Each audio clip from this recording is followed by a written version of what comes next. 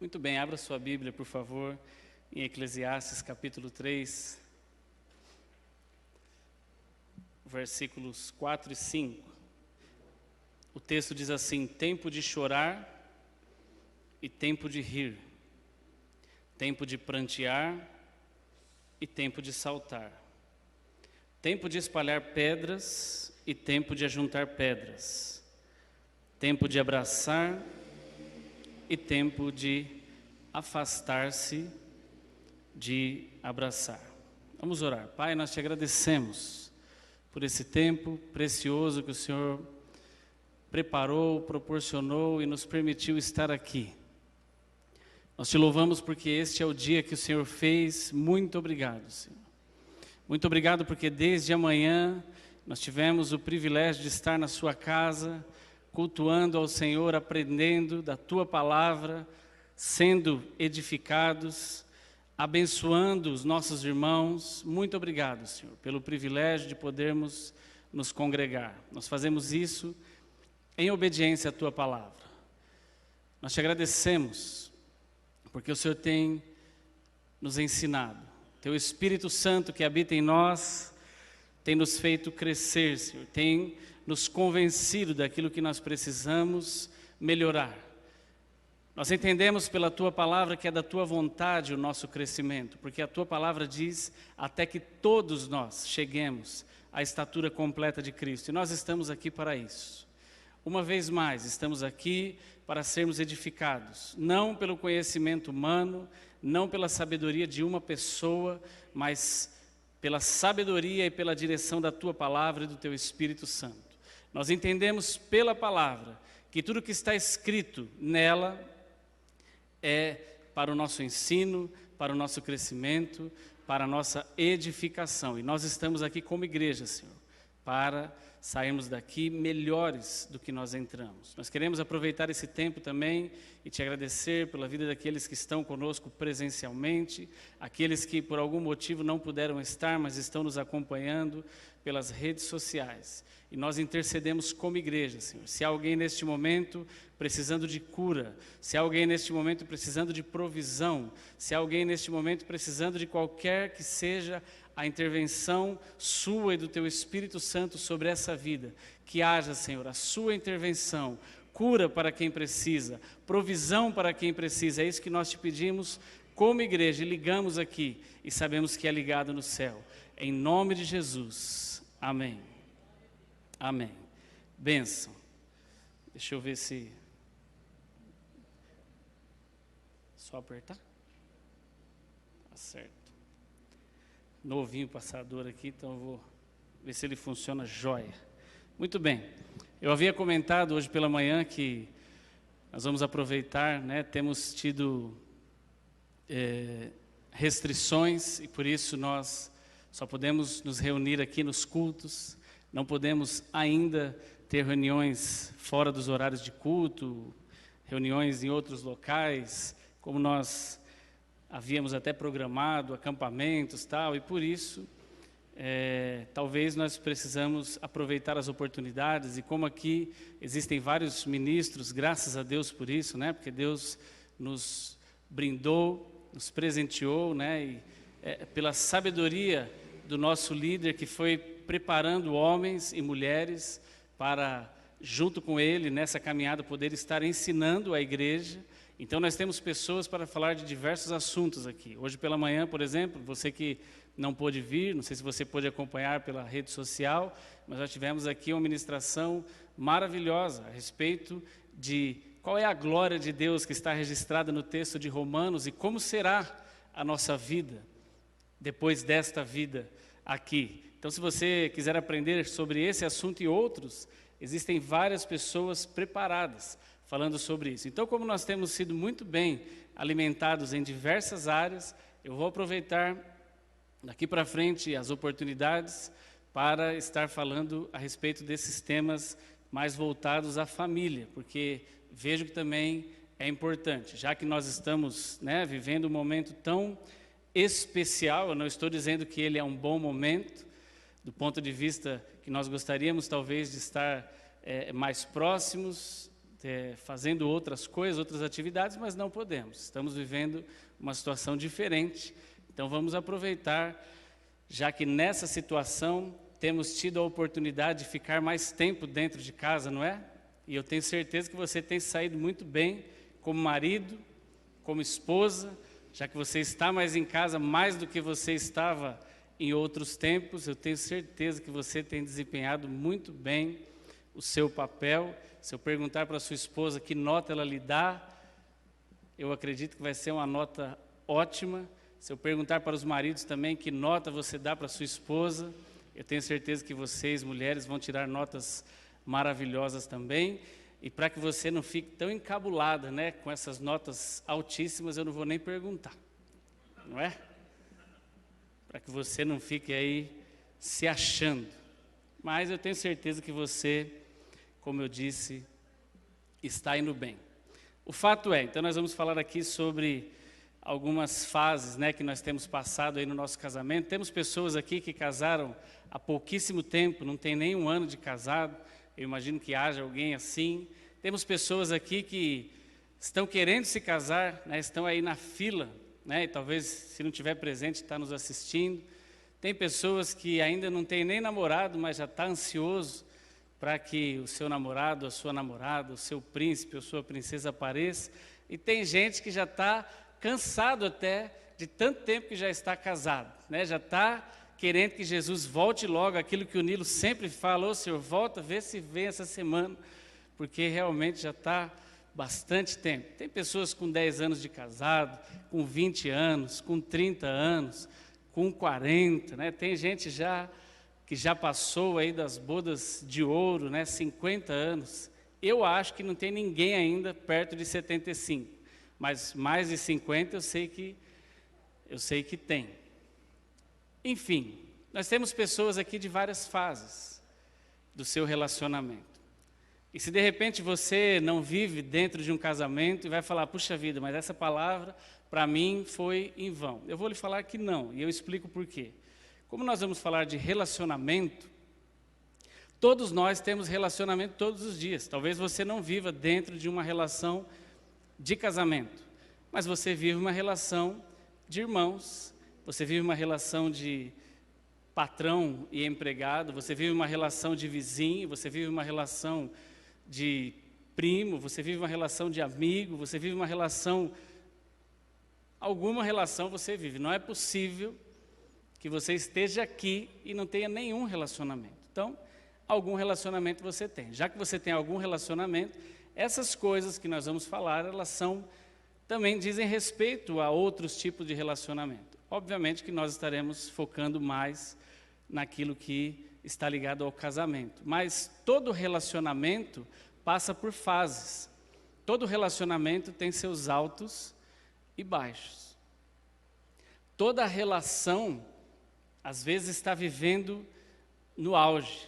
Está ótimo. Às vezes você está feliz da vida com o seu chefe, ele te deu um aumento de 30%, você está... Meu Deus, o que você pedir eu faço, eu varro, eu subo, eu canto parabéns, eu faço meu trabalho, eu faço o que você quiser. Mas às vezes você está há 10 anos aguardando um aumento e só vem o dissídio, e quando vem menos do que você esperava e você não está com aquela relação tão maravilhosa. Então, tem de tudo, não é? Tem de tudo. Mas eu espero que você faça bem as suas relações, porque as relações são necessárias. A relação com o seu vizinho é necessária. A relação aqui na igreja é necessária. Eu vou lhe falar uma coisa: se as suas relações não estão boas, talvez você ainda não tenha percebido, mas o maior responsável pelo progresso e pelo êxito de suas relações é você mesmo. O maior responsável por estar bem ou estarem bem as minhas relações sou eu. Se as minhas relações, se os meus relacionamentos estão indo mal, é porque em alguma coisa eu tenho falhado. Se os meus relacionamentos, sejam eles de que ordem forem, não estão evoluindo, não estão melhorando, é porque de alguma maneira eu tenho feito errado.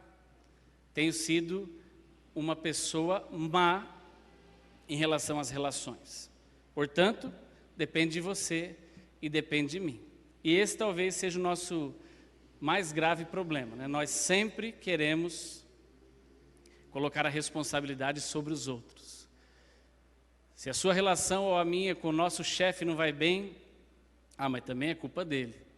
Se não vai bem em casa, no casamento, mas também é culpa do marido, é culpa da esposa. Nunca é minha. Se com o filho não vai bem, é culpa dele. Se com o pai não vai bem, é culpa dele. Se com os irmãos da igreja não vai bem, é culpa de todo mundo. E na verdade não é. Existem pessoas que têm bastante dificuldade nos relacionamentos. E nós estamos aqui para aprender, nós estamos aqui para evoluir. Amém? Você precisa entrar aqui, eu também, todos os dias e sairmos melhores do que nós chegamos. Você nunca pode sair daqui sem aprender nada. Você precisa sempre aprender alguma coisa. Você pode até sair com dúvida, e quando você tiver dúvida, não deixe de sanar as suas dúvidas. Não há pergunta boba, não há pergunta que não é inteligente, não há pergunta que seja desprezada. Todas as perguntas são importantes, porque a dúvida sua pode ser de outro. Então, tire suas dúvidas. Nós não somos donos da verdade. E nós podemos também falar algo aqui que fique incompreendido, fique mal falado. Na última ministração minha, eu aproveito até para corrigir isso, eu falei, por exemplo, a respeito do tema Jesus chorou, e havia um contexto sobre isso, mas eu falei que Jesus só chorou uma vez na Bíblia, e errei. Jesus chorou duas, pelo menos é o que os irmãos me ajudaram a fazer essa correção. Então, nós podemos dar uma informação aqui, às vezes equivocada, ou que fique mal compreendida. Pergunte. Vamos avançar. Então, temos pouco tempo aqui, eu não quero fazer com que você se canse. Funcionou, muito bem. Aparece bem para você aí? Aparece. Veja só, eu coloquei essa frase aí, isso é um texto que normalmente nós falamos no nosso casamento. Eu vou pedir aqui ao Marcelo, se ele quiser e puder, se for fácil, de vez em quando, em respeito aos irmãos que estão em casa, se você puder só dar uma viradinha lá para cima, só para que as pessoas possam ver o que está no telão. Não precisa ficar focado lá direto, ou em mim direto, como vocês quiserem, mas é para que os irmãos possam compreender. Peço desculpas pela bagunça, mas é importante, já que agora nós estamos online, não é? Então é o seguinte, esse texto aí é uma frase que a maioria de nós, quando se casou, falou. Por que eu coloquei o nome do Epafrodito, nosso irmão que está citado na Bíblia, e por que eu coloquei o nome da Trifena? Porque eu tenho certeza que ninguém aqui se chama Epafrodito e nenhuma irmã se chama Trifena. Assim, você não pode achar que eu estou falando destinado a você. Então, a maioria de nós, irmãos, quando se casou, eu digo a maioria porque eu não estive no casamento de todos, talvez alguém aqui só tenha se casado no civil, outros se casaram na igreja, outros se casaram numa igreja que não era evangélica, foram para uma igreja católica e se casaram lá.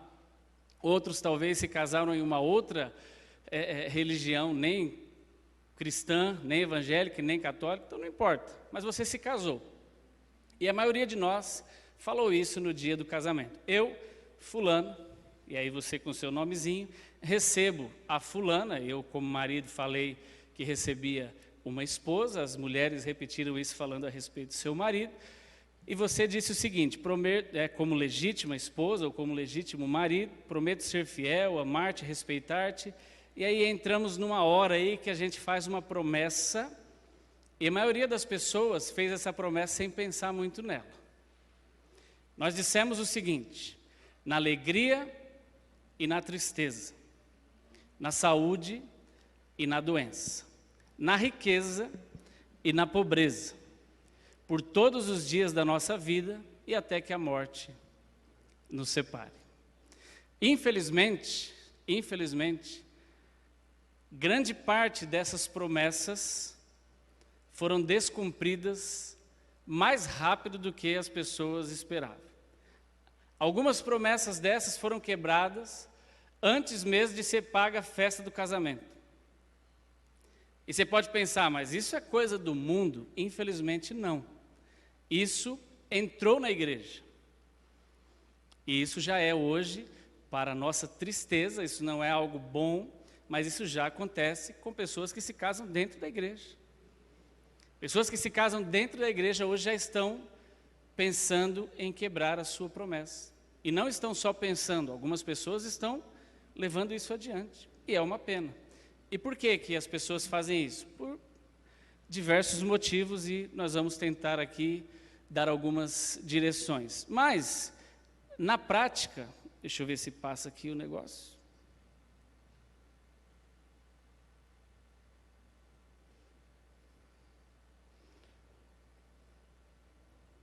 Aí, passou.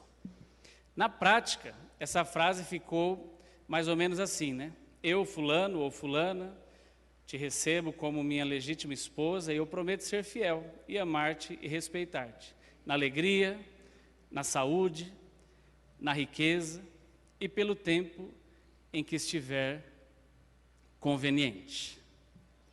Por quê? Porque é isso que as pessoas têm demonstrado. É isso que as pessoas têm feito. Olha, nós vamos nos casar, e quando você está prometendo, você promete tudo. Tem gente que fala assim, olha, meu amor, a gente pode morar onde você quiser. E o Epafrodito fala, mas eu não tenho nem onde morar. Então a gente mora na rua. A gente mora num quarto, a gente mora na casa da tua mãe. O importante é a gente casar e ser feliz. Olha que tolo, ou que tola. Porque eles acreditam de verdade nisso. Mas eles acreditam porque eles não estão conscientes da promessa feita. Eles não estão conscientes do compromisso feito. Alguns sobrevivem, mas infelizmente a maioria não sobrevive. Justamente porque nós estamos querendo casamento só assim, ó, só na alegria, só na saúde, só na riqueza, só na hora boa, só quando nos convém. E por que eu falei que isso servia também para as outras relações? Porque é a mesma coisa. Nós gostamos dos nossos vizinhos enquanto eles não nos atrapalham de alguma maneira. Nós gostamos dos amigos enquanto eles de alguma forma nos servem bem. Mas pode prestar atenção, qual é o início do fim das relações? Quando uma parte deixa de servir a outra, quando uma parte para de ter só para dar e começa a querer receber também. Em todas as áreas, por questões financeiras, por questões de qualquer ajuda entre as pessoas, por qualquer que seja a questão. Favores, né? Infelizmente, a grande parte das relações estão firmadas em favores. Veja o nosso cenário político, se você tiver dúvida a respeito disso. Só favores. Eu sou teu amigo enquanto você me favorecer. Nós temos uma boa relação enquanto você fizer o que eu quero. A partir do momento que você não fez o que eu quero, as nossas relações ficarão manchadas a ponto de eu até delatar você. É assim que funciona. E nos casamentos também. Veja que as pessoas casadas e que parecem dois pombos, né? Quando entram numa situação de separação, parecem dois tigres, um querendo matar o outro. E por qualquer que seja o motivo, pelos filhos, usando os filhos como moeda de troca, usando bens, usando situações adversas. Vamos avançar. Um dos grandes objetivos do casamento é a cumplicidade e a parceria entre o casal, ou pelo menos essa deveria ser. A Bíblia diz no texto de Eclesiastes 4, 9 e 10, diz assim, é melhor serem dois do que um. Está aí pertinho, se você quiser ir à frente aí e procurar. Porque tem melhor paga do seu trabalho. E o 10 diz assim, porque se um cair, o outro levanta o seu companheiro. Mas ai do que estiver só, pois caindo não haverá quem o levante. Irmãos, quando a Bíblia diz isso, a Bíblia está falando assim, olha, é melhor terem duas cabeças, porque duas cabeças pensam melhor do que uma.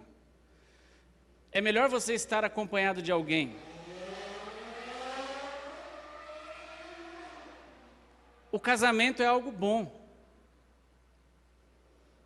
Aliás, o casamento é algo muito bom nas palavras do próprio Deus, porque quando Deus estava criando o mundo, e se você perder um tempo ou gastar um tempo para ler Gênesis, você vai perceber que Deus foi falando todos os dias, e viu Deus que era bom, e viu Deus que era bom, e viu Deus que era bom, mas em determinado momento a Bíblia diz que Deus criou o homem e criou a mulher, colocou os dois numa condição ali para multiplicar, frutificar e encher a terra, e a Bíblia diz que Deus os abençoou, e nesse momento a Bíblia diz que Deus viu que aquilo era muito bom, não era apenas bom, era melhor do que todas as outras coisas que ele havia criado.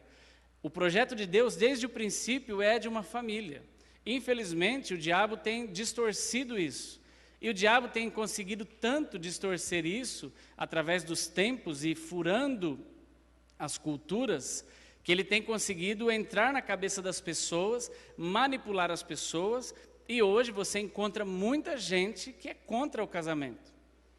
Hoje você encontra muitas pessoas, homens e mulheres, que acham desnecessário o casamento. Essas pessoas já estão não entrando numa situação de casamento. Mas o pior é que essas pessoas e o diabo, de alguma maneira, com o sistema todo, ele tem conseguido convencer pessoas que estão no casamento de que o casamento não é uma coisa boa. De que o casamento não é uma coisa que traz benefício para quem está dentro dele. E aí ele começa a convencer as pessoas de que, talvez você viva melhor sozinho. Talvez, está vendo essa situação que você está passando? Está vendo essa crise que vocês estão vivendo? Se você estivesse sozinho, você nem viveria, porque a culpa não é sua, é do seu marido. A culpa não é sua, é da sua esposa. Foi ele que lhe colocou nessa, foi ela que lhe colocou nessa. Então, você está aí por culpa de outrem. E aí você e eu começamos a acreditar nessas setas, nesses dardos inflamados, que a Bíblia chama de setas. E por isso que a Bíblia diz, Paulo sabiamente lá em Efésios, que nós deveríamos nos revestir do quê? Da palavra. Para que você e eu não caiamos nessas coisas. Para que você e eu não caiamos nessas armadilhas. Não é da vontade do nosso inimigo que você fique bem com a sua família.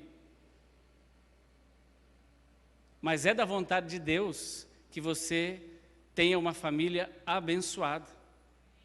É da vontade de Deus, por quê? Porque a igreja não começa aqui na rua Jequirituba em 2030. A igreja começa na rua René Falconetti, número 54, que é onde eu moro. Lá é a igreja onde eu participo e sou responsável por ela. Esta igreja aqui da rua Jequirituba 2030 é resultado de uma igreja que já começou na minha casa. Eu não sei qual é o seu endereço, mas a sua igreja não começa aqui. Aqui é o resultado de uma igreja que já começou na sua casa. Aqui é o resultado de uma igreja que já existe, já está implementada lá aonde você mora. Os seus filhos, os nossos filhos, eles têm que saber que eles não vão para a igreja, eles vivem dentro de uma igreja. A sua esposa, meu irmão, ela tem que saber que ela já vive dentro de uma igreja. E ela não precisa achar que, puxa vida, como você é bonzinho na igreja. Não, porque você está todo tempo na igreja. Porque a sua casa é a igreja, é o projeto de Deus.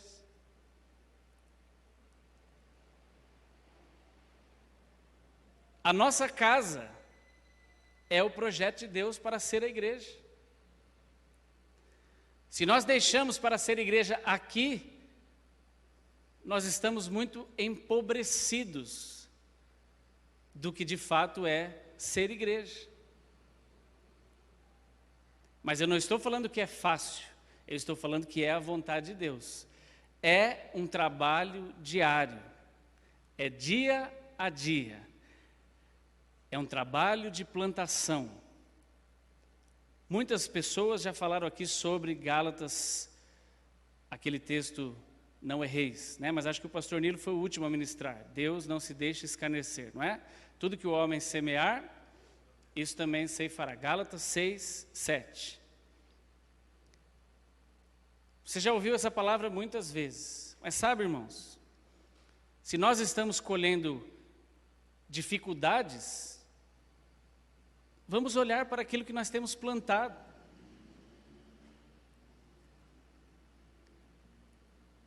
Sexta-feira, a Renata levou meu pai no médico para colocar um aparelho na mão, nas duas mãos dele, porque foi detectado que ele tem uma cartilagem que acabou nessa região aqui, e aí ele tem uma dor nas mãos. E aí ele tem que usar esse aparelho para que ele fique sem mexer as mãos nos tempos que ele pode. 1 hora por dia, 2 horas, enquanto dorme, enquanto está parado. Obviamente não dá para usar enquanto está se mexendo e tal. É um exemplo. De fato aconteceu, mas eu quero que você entenda o exemplo. E aí eu fui lá ontem e ele me mostrou e falou, puxa, mas é difícil ficar com isso. Eu falei, eu imagino que seja mesmo. É como um aparelho de dente. Não é fácil de estar, causa incômodo, obviamente. Eu falei, pai, mas veja só. O senhor está há 70 anos, né? É a idade dele. Há 70 anos movimentando as mãos de maneira equivocada. Porque ele falou, será que eu vou usar isso aqui até quando? Ou quando traz resultado? Parece que é um negócio muito... Não dá nem para perceber o resultado desse jeito aqui, né? Porque parece tão bobo. Eu falei, então, o senhor está há 70 anos movimentando as mãos provavelmente da maneira errada. Por isso que gastou as cartilagens, enfim. Eu imagino que se o senhor usar isso 2 horas por dia durante 5 anos, ainda não fará efeito nenhum. Talvez depois de 10 anos. Talvez depois de 15 anos. Porque tantos anos fazendo errado, não é de uma hora para outra que vai dar certo. Então nós precisamos perseverar. Nós precisamos gastar tempo nas correções ou nas coisas que nós queremos que dê certo. Irmãos, dentro do casamento é a mesma coisa. Nós temos 22 anos de casado, digo eu agora. Casamos aqui nesta igreja em 1999.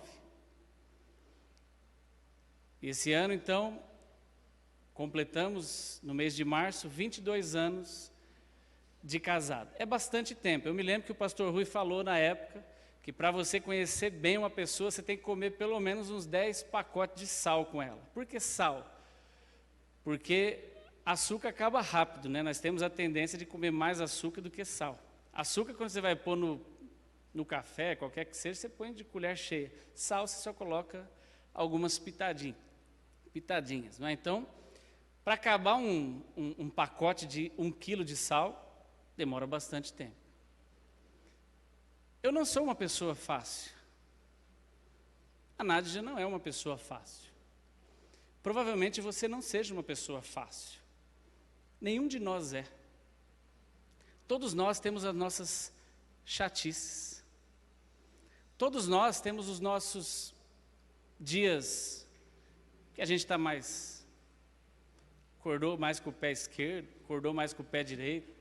Uns acordam mal-humorados, outros acordam bem-humorados. Uns têm o pavio mais curto, outros nem pavio têm. E outros têm um pavio, parece que enrolado num carretel, que até ele perceber que tem pavio, tudo já aconteceu. E aí o outro fica doido, porque parece que ele está sempre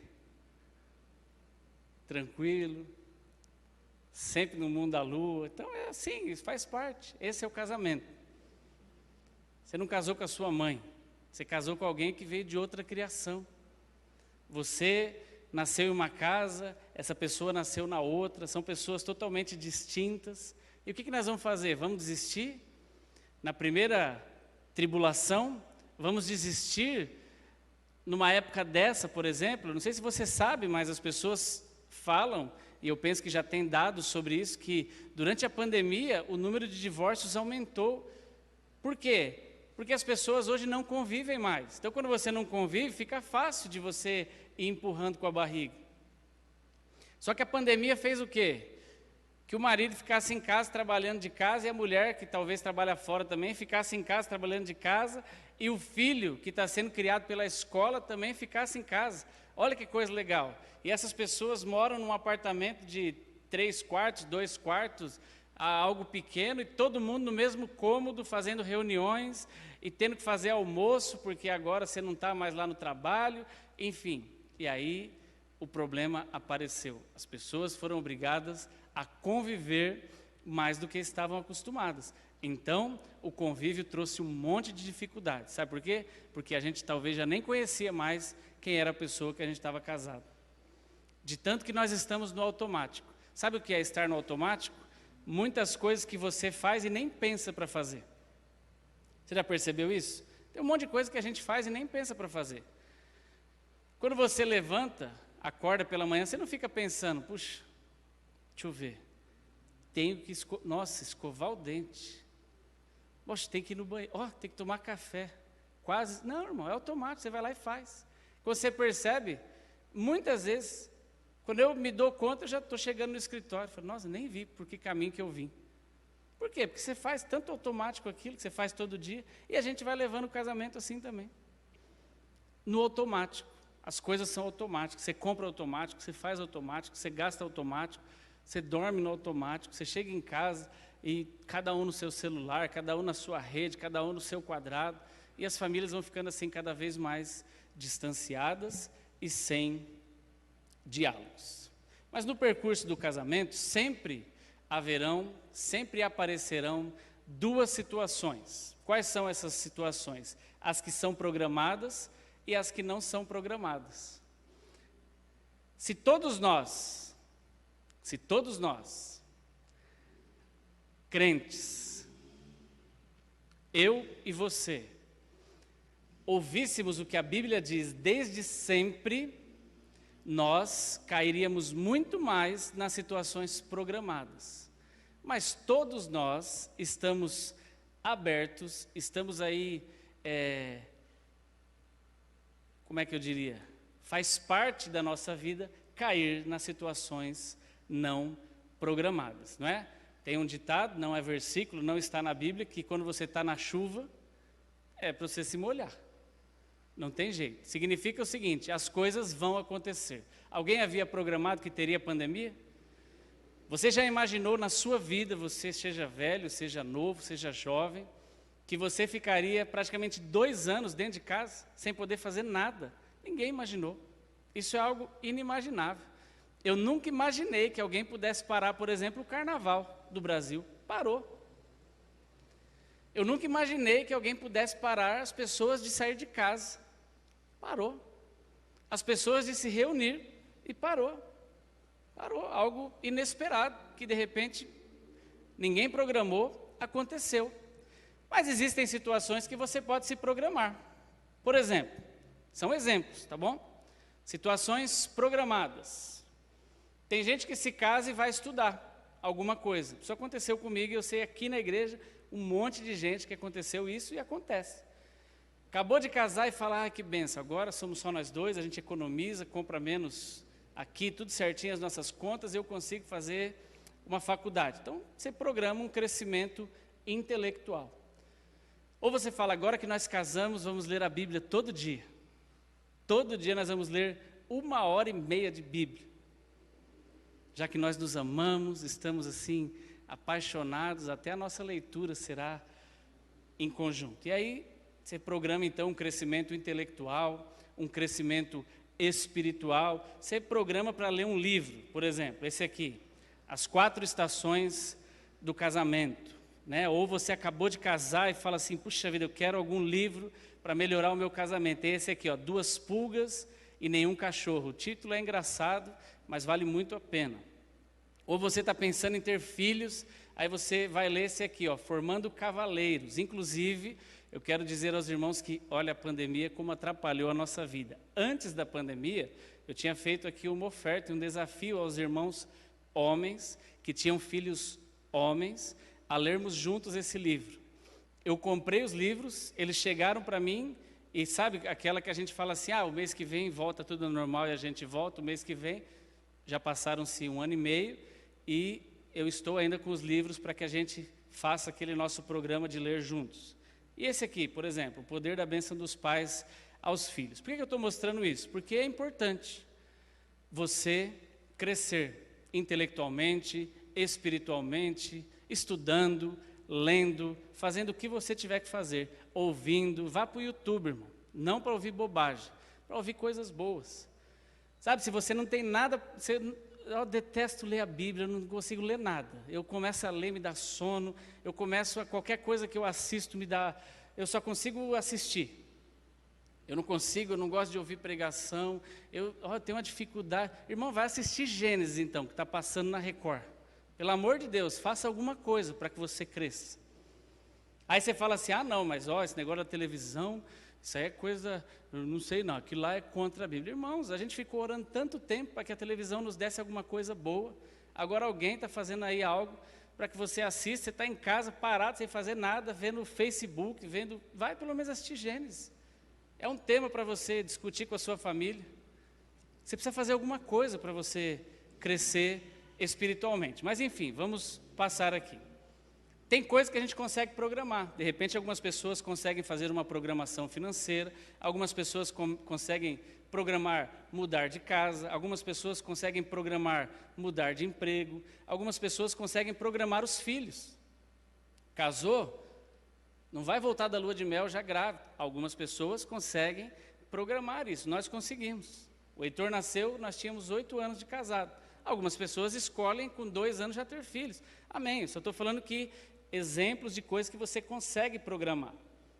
Algumas pessoas conseguem programar, por exemplo, cuidados com a saúde, comer direitinho, fazer exercício, programar na sua empresa tem lá um convênio, você paga um convênio, consegue fazer seguro, você consegue se programar em relação ao ministério. Puxa vida, eu tenho tanta vontade de fazer a vontade de Deus, de servir na igreja, e você vai lá e se prepara, se programa, se coloca como um voluntário, e de repente Deus está te usando no ministério.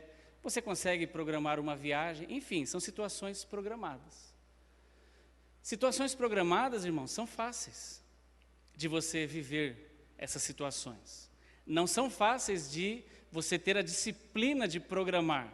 Mas uma vez que você programou as coisas no seu casamento, viver dentro de um programa é muito mais fácil do que viver situações que não foram programadas.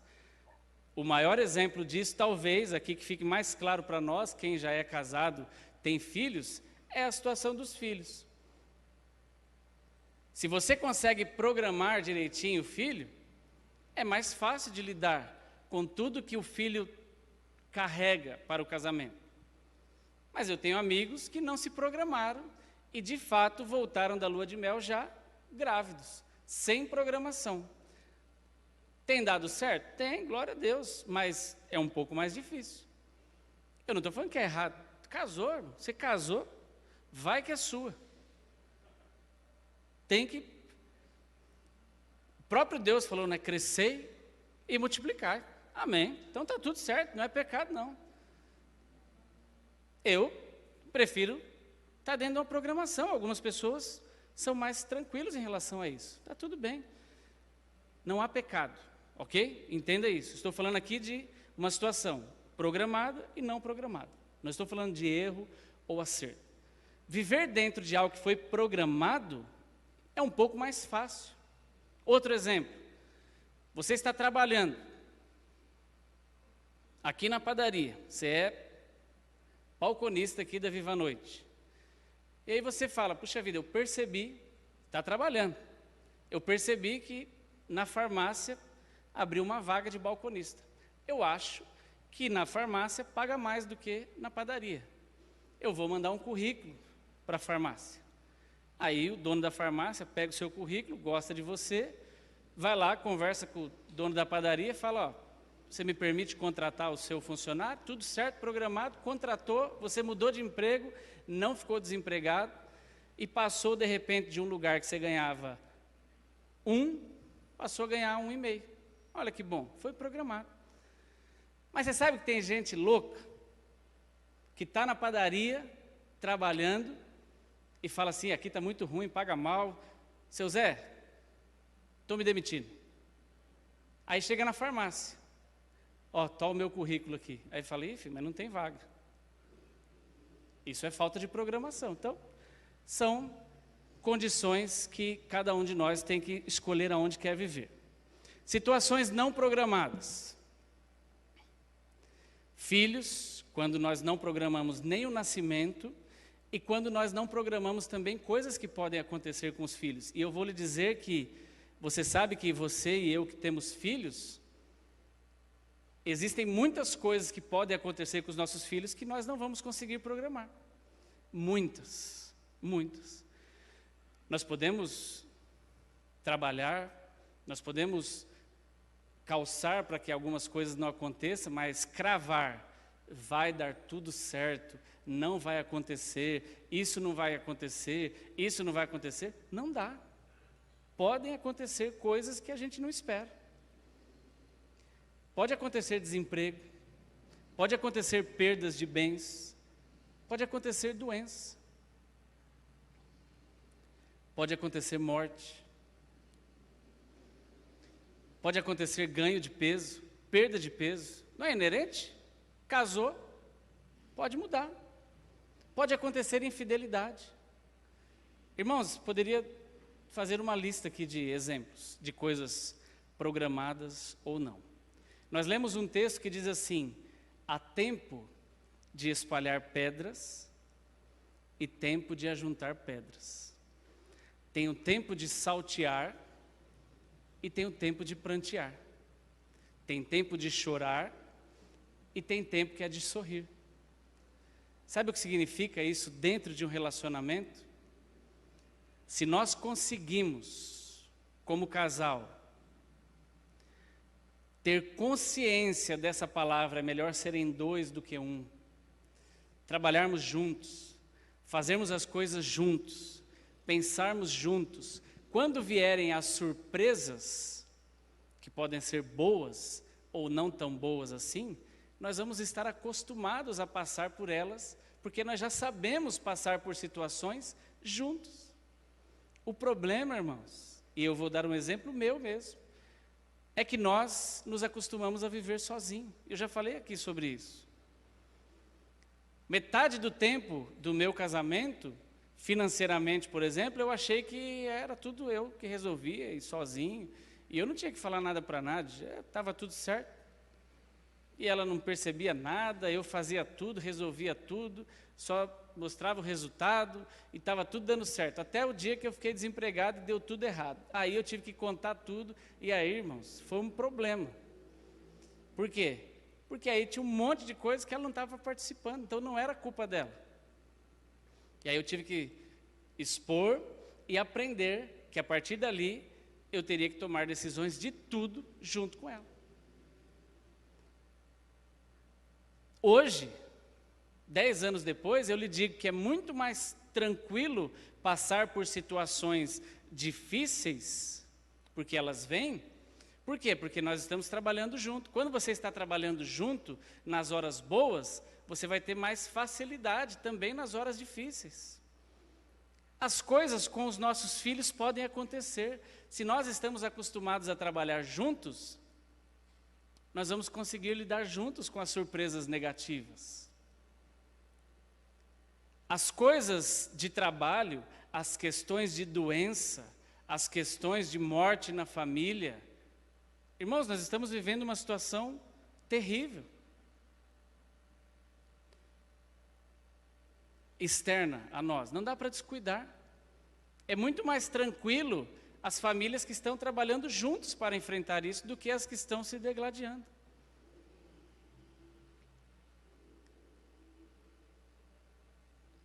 Antes da gente entrar aqui para finalizar,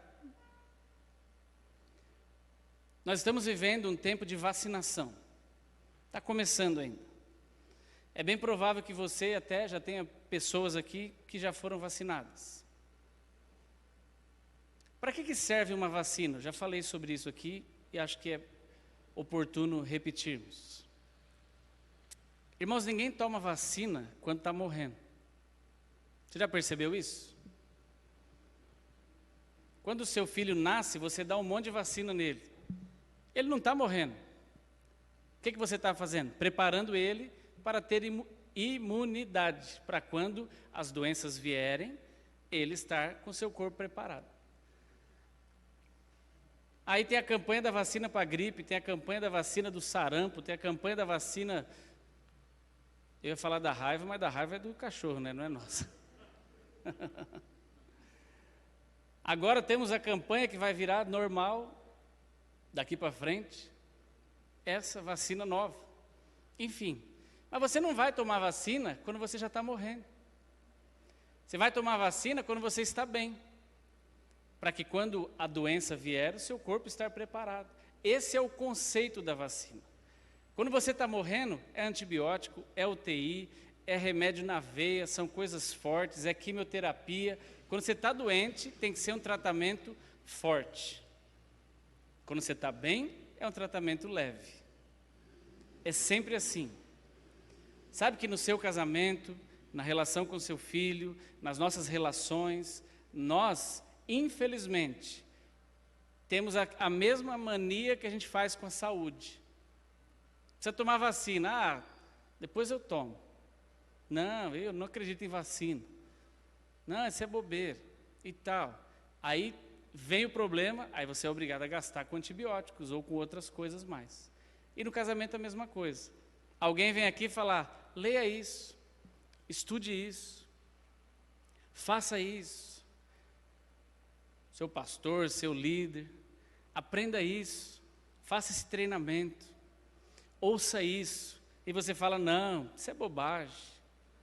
Aí, meu irmão, a hora que vem o problema, você fala, me dá todos os livros que eu preciso ler. Mas agora não adianta, porque agora você não precisa mais de livrinho de vacina. E o livrinho de vacina que eu estou falando não é com menosprezo, mas quem é bom, que gosta de ler aqui, sabe. Quando você pega um livro para ler, por exemplo, eu tenho 4 aqui que falei o título para vocês. Cada um deles vai lhe dar conceitos, cada um deles vai lhe dar conselhos. A Bíblia lhe dá os conselhos mais sábios. Mas quando você vai lendo essas coisas, você vai formando as tuas posições, você vai formando as tuas ideias, um pouco de cada coisa daquilo que você leu, daquilo que você estudou, daquilo que você ouviu, para quando venha a adversidade, você fala, puxa, olha, fulano falou isso, eu acho que serve para mim. Davi falou muito bem isso, no Salmo 119, 11, escondi a tua palavra no meu coração, para quê? Para eu não pecar contra ti. Às vezes, nós não queremos fazer o que Davi deu de conselho. E nós pensamos assim, eu estou com a tua palavra em casa, Senhor. O dia que o bicho pegar, eu corro para ela. Mas não adianta. Você não sabe nem onde abrir. Você não sabe nem aonde consultar a palavra. Agora, se você vai lendo, guardando, memorizando, colocando nos umbrais da porta, dando vacina na sua casa, o dia que a coisa ruim, o dia que o acidente, o dia que o não programado acontece, você está com a palavra no seu coração. Você consegue ter resposta às coisas que virão. Do contrário, infelizmente, não. Veja só, fazendo aqui uma analogia às estações, e nós já estamos caminhando para o fim. Quem não gosta de estar numa situação dessa? Quem aqui não fala, meu Deus, isso é tudo que eu quero. Aliás, eu quero que o mundo acabe em barranco, para eu morrer escorado. As pessoas querem sombra e água fresca. Quem não quer, não é? Alguém não gosta de um cenário desse? Que horrível, eu prefiro chuva. Não, irmão. Aí, muito obrigado. Eu gosto. E quem não gosta? Se você falar que você não gosta, você é hipócrita. Não gosto. Gosta de tsunami. Daqui a pouco eu mostro. Irmãos, todos nós queremos tranquilidade. Todos nós queremos viver na bonança, não é? Todos nós. João 10:10. O que Jesus falou lá? O ladrão vem para quê? Roubar, matar e destruir. Mas Jesus, antagonista ao ladrão, ele diz, eu vim, porém, para que vocês tenham vida, e vida em abundância. uma vida tranquila, uma vida sossegada. O mesmo Jesus que falou assim, olha, cuidado, no mundo tereis aflições, mas tenham bom ânimo, eu venci o mundo. Porque Jesus sabe que nós temos fases assim, mas também nós teremos outras fases não tão assim. Mas obviamente que nós gostamos de viver numa fase sossegada e tranquila. Nós gostamos talvez de viver numa fase mais florida. Faz parte. Irmãos, não é possível, faça uma entrevista aqui com seus pastores, que já tem, acho que mais de 50 anos de casado, não tem? 55 esse mês de maio. Olha que bênção. Então, se você quiser, inclusive, presenteá-los, fique à vontade. Fala, eu vim aqui trazer um presente e tomar um conselho. Pergunte a eles. Fala, foram só flores? Nossa pastora fala uma palavra muito bonita, não está na Bíblia também, mas ela fala a respeito das flores e do espinho. Como que é aquele? Eu vou repetir.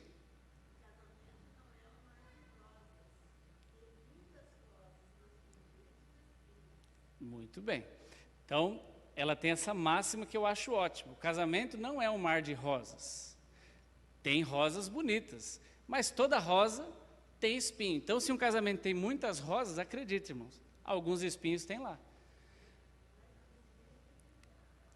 De acordo com o conceito da nossa pastora, tem mais espinhos do que rosa. Para cada rosa, tem um monte de espinho no seu caule. É verdade. Então, mas quem não gosta de um casamento floridão? Você não gosta? Sim ou não? Quem não queria que o seu casamento fosse olambra, só rosa, só flor, colorido, uma coisa maravilhosa? Irmãos, mas tem folhas caindo também. São fases. Não é possível que alguém casado há mais de 10 anos já não tenha experimentado todas as fases. Tenha curiosidade de fazer entrevista. Você que quer casar, meu irmão e minha irmã, que acha que é só alegria, é uma benção. Mas entreviste quem já está casado e pergunte. Aí você fala assim, eu vou perguntar então ali para o Josué e para Sara. Eles estão na lua de mel. Eles estão só aqui, ó. Tudo é flor. Só aqui, ó. Sombra e água fresca. Ela faz a comida dele, tudo ajeitadinho, corta o tomate assim, rodelas iguais. Está tudo lindo, irmão. Não é? É lógico que é. Vai lá na casa deles, a casa toda arrumadinha, parece uma casa de... Eu nunca fui, mas imagino. Eles acabaram de casar. Né? Outro dia nós fomos na casa do Urbano e da Flávia, igual, parece uma casa de boneco, tudo lindo. Né? As coisas, xícara nova, não tem copo de requeijão. Aquela coisa, tudo ajeitado. Você vai na casa de quem já é igual nós, né? Com mais de 10 anos de casado, irmão, cada copo é de um jeito. Um do requeijão de plástico, outro de vidro, outro do jogo que já quebrou, sobrou 2. O prato é um vermelho, é normal, não é? Você vai na casa de quem acabou de casar, os potinhos Tupperware, tudo novinho, tudo, né? Ainda não tem aquele vermelhado de macarrão. Você vai na casa do outro que tem mais de 30 anos de casado, você vai levar a sobra em pote de sorvete, irmão, colorido. Faz parte, normal. Então assim, pegue conselhos ali com Josué, com a Sara, ótimo, mas pegue também ali com o Pedro e com a Hilda, com o irmão Napoleão, né, e a Regina. Procure mesclar, não fique só, né, vá aqui na irmã Ana, no irmão Antônio, dá uma mesclada. Pegue de tudo um pouco para você ter os melhores conselhos. Uns vão falar para você, é só flores. Outros vão falar, de vez em quando as folhas caem. De vez em quando chega o outono. Mas, irmãos, tem a época de frio também. Tem o inverno. Todo casamento passa por isso. Não são só flores. E quando vem flores, tem espinhos. Não são só mar, sombra e água fresca. Tem inverno. E aí? Mas nós não prometemos na alegria e na tristeza? Na saúde e na doença? Aí, quando a pessoa está precisando de você, precisa ser carregada, precisa ser cuidado, precisa do seu chazinho, da sua sopa. Aí você fala, fala com a tua mãe. Liga para ela, ela que faz. Você não gosta tudo dela? Não pode fazer assim não. Pede para o teu pai te levar no médico, se você quiser, porque eu não tenho... coisa chata. É com você que essa pessoa conta. Ficou desempregado? Se vira, porque cada um tem as suas contas aqui, e se quiser eu te empresto R$100, mas vai ter que me devolver. E chega no mês que vem... Eu já ouvi um colega meu falou que o irmão dele, a esposa dele falava, estou precisando de dinheiro. Ele dava um cheque para ela e falava, eu vou anotar. E cobrava. Não tinha nada de graça, não. Isso não é casamento. Percebe? Nós precisamos trabalhar juntos. E pior do que o inverno, pode vir os tsunamis. Eu falei, né, que tinha tsunami também. E você sabe que quando vem um tsunami, irmão, e sabe que um tsunami para mim pode ser diferente de um tsunami para você? Às vezes um problema grave para mim pode ser bobeira para você. Às vezes um problema super grave na sua vida, para mim eu posso entender que não é um problema tão grave.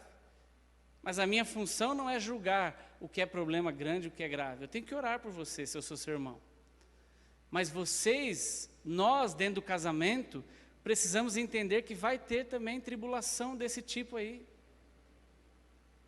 A Bíblia diz, em tudo, outro dia o Gilmar ministrou sobre isso aqui, em tudo somos atribulados, mas não vamos ficar abatidos, nós vamos passar, porque o Senhor é conosco, amém? Vai ter isso no nosso casamento? Vai. Aliás, você quer casar? Já estou te dando essa notícia, vai ter isso. E você sabe que quando passa o tsunami, essa é a última imagem, olha a bagunça que ele deixa. Isso é uma situação de desordem, isso não é filme não. Isso aqui é uma imagem do tsunami que teve lá no Japão. Olha que coisa interessante, depois que o tsunami passa, ele deixa tudo bagunçado, um navio em cima de uma casa. Isso está totalmente fora de ordem, está totalmente fora de contexto. Essa não é a ordem natural.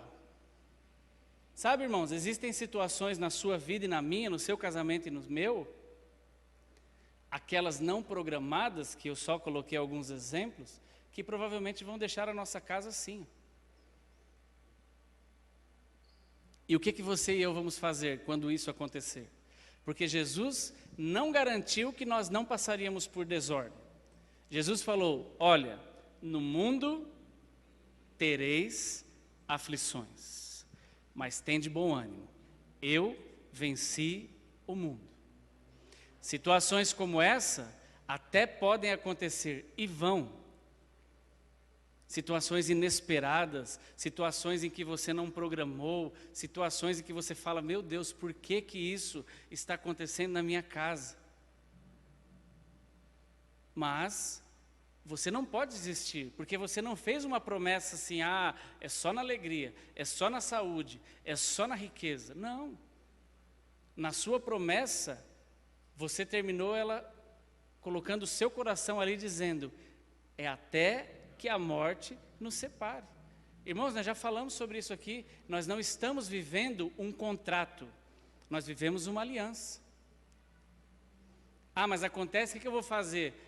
O meu marido está falando que não me ama mais. Ué, irmã, você vai desistir dele por causa disso? Não desista. Garra nele igual um carrapato, você vai ver. Não solta dele. Ora por ele, todo dia. Você tem orado por ele? Mas dá muito trabalho. Mas lógico que dá. Você ficou 20 anos sem orar, agora ora. Mas a minha mulher falou que não me ama mais. Então, irmão, você garra nela. Ué. E não larga. Não vou largar, nós não falamos que até que a morte nos separe, nós vamos procurar ajuda, nós vamos pegar conselho, nós vamos ler, nós vamos Vai atrás, irmão. Já que você não deu vacina, agora você corre com o antibiótico. E fala, nós vamos tomar, gruda os dois no soro e fala, nós vamos tomar junto. Vamos fazer quimioterapia junto aqui, está com câncer o nosso casamento, então nós vamos tratar.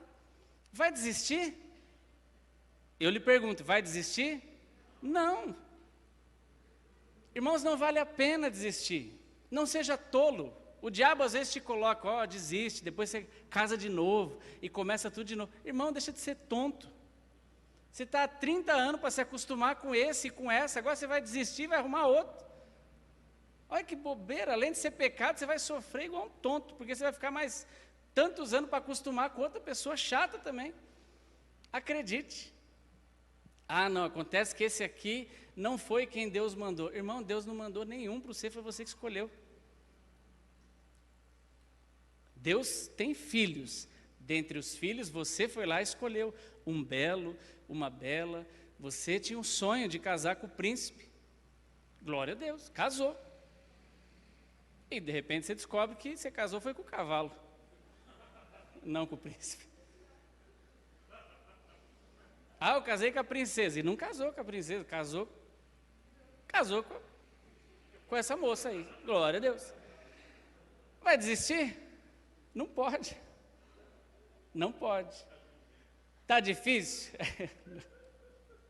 Vou nem falar.